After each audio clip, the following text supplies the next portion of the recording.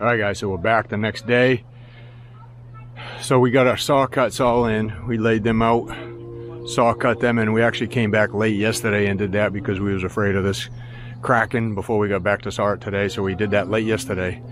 Today we stripped the pool forms off. We got the outside forms, the poly metaforms, the plastic ones off already. Those came off really easy. And now we're stripping the pool coping forms off. So remember there's three parts. There's the top piece that slides down. We already got that off. And now we're just taking the bottom piece off that holds the liner.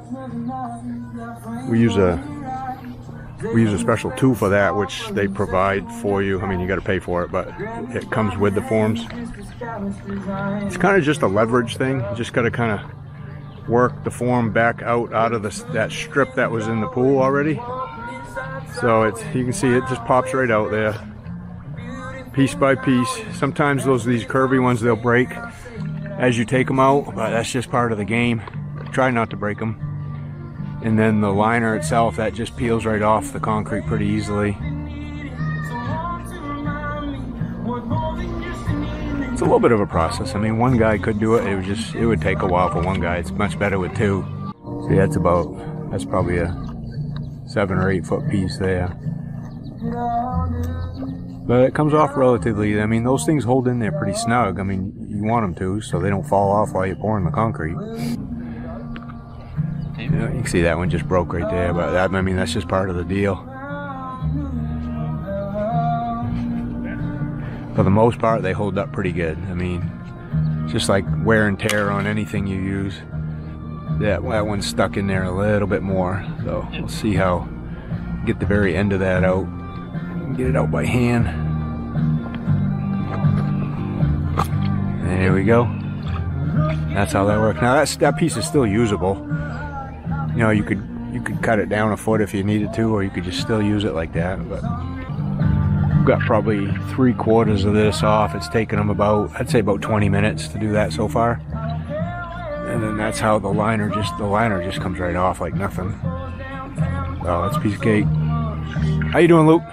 Coming off hard there? Yeah. I mean, for the most part, you know, we vibrate the edge when we do it,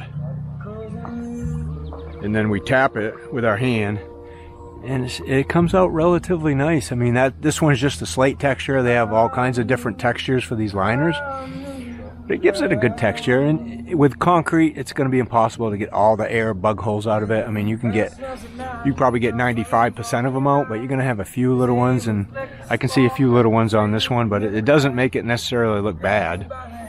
If you don't tap it well, though, and it does come out rocky, you're not going to be happy with it, and then you'll have to parge it or patch it. This one, I think we're going to be all right. I don't see any real bad spots so far. This one had about 118 lineal feet of pool coping around this, just to give you an idea.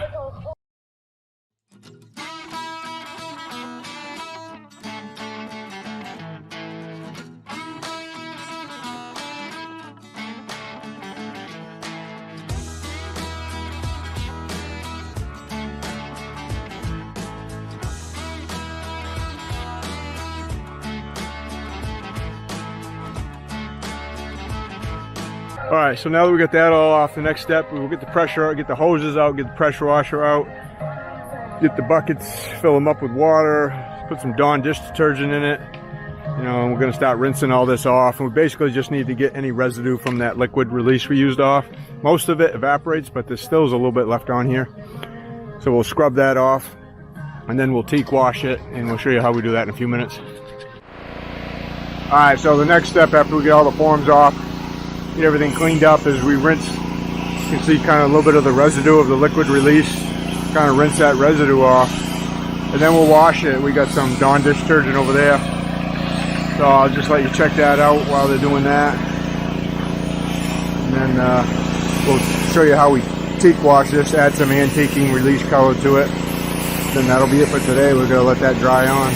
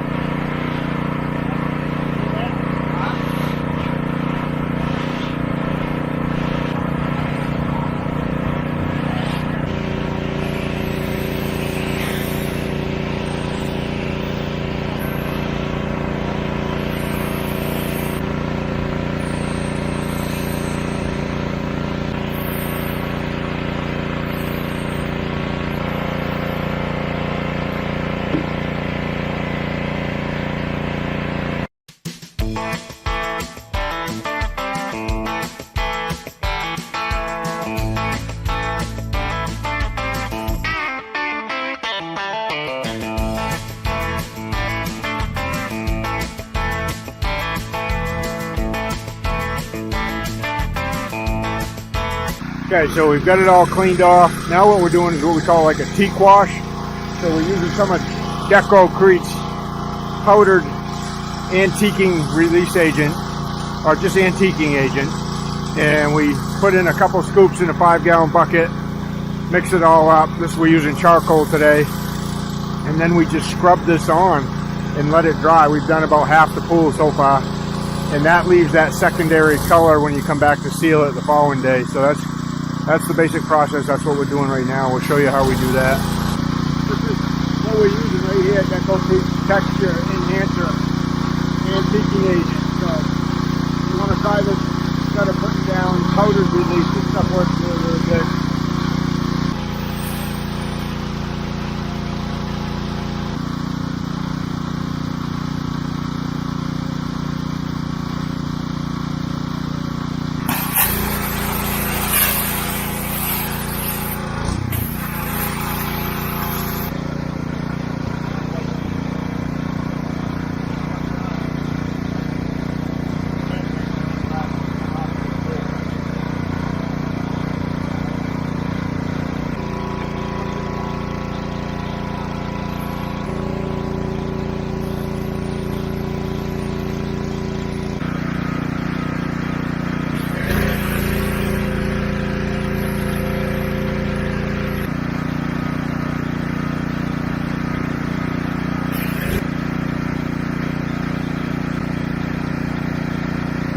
All right, so that's how that works right there. And then that, you know, the color is going to settle down into the deeper spots, off, kind of go work its way off the high spots, and we come to seal it. It's going to have all that two-tone effect. But that's as easy as that works right there. Just use a couple soft bristle brushes to put it on.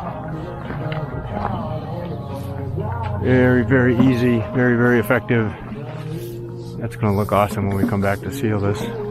All right, so it's 2 days after the pour. We're back on our pool deck job. Today we're going to seal it. If you remember yesterday, you know, we came and cleaned it and washed it, and we added the secondary Tique wash and color. This is what it looks like when it's all dry. And today we're going to seal it. Darren's over there getting the sealer. We're using Decocrete's decorative concrete sealer, D1 decorative sealer, and we really like that for a sealer. So he's going to fill up the sprayer. We're going to go around and put a couple coats on this. It's going to really pop the colors, make it look really good. But I mean, it already looks really good. Take a look at it. It's all stamp texture, saw cuts, all good. Kind of a unique type of pool. I haven't seen one quite with the curves quite like this one yet. But we're going to get right at it. Darren's filling up the sealer sprayer now. And we'll get going here in a second.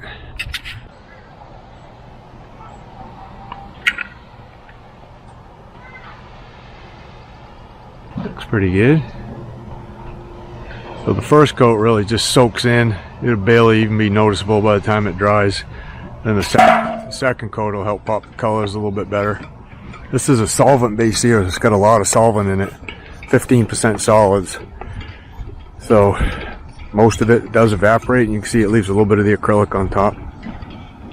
And because it's a high solvent type of sealer, we like to use that stainless steel sprayer.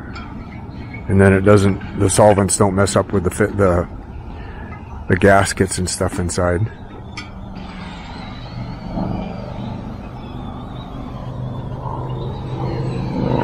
See these thick cuts? Stop from this joint, work that way. Just come up here just a little bit. Yep. Right about to there.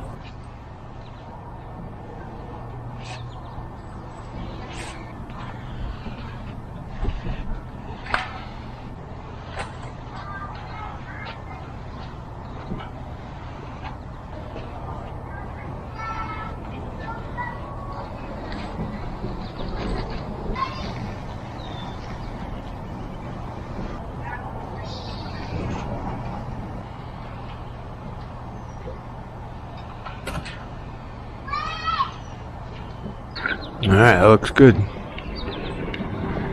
Long way around this deck. It's about 2,300 square feet here. So we put this stuff on probably 400 to 500 square feet a gallon for the first coat, and then about 400 for the second. Very thin. When we talk about concrete sealers, we go thin to win. and that way you don't end up with any blisters or bubbles, or because this stuff's still breathable. The concrete still wants to be able to breathe, and that's just how these things work. They just help shed water. They're not a waterproofing type of sealer.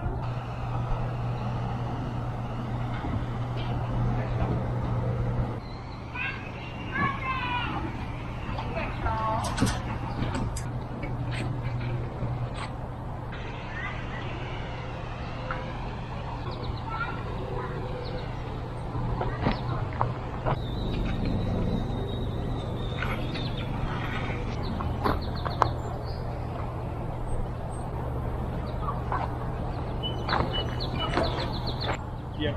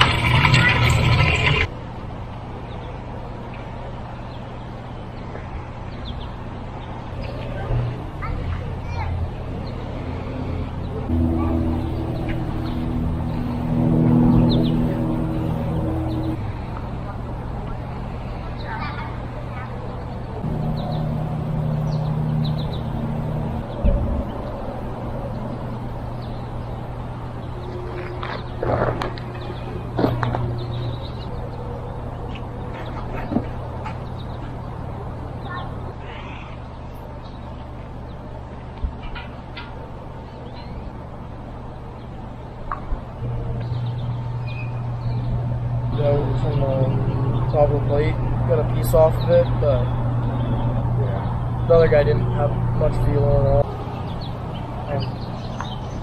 All right, so there we go. 2.5 type coats, and that'll be good for now. He's going to come, you know, obviously he's got his landscape coming back to loom all this up. He's got a fence. He's going to bolt the kiddie fence all the way around the perimeter of the pool to help keep the kids out, keep them safe.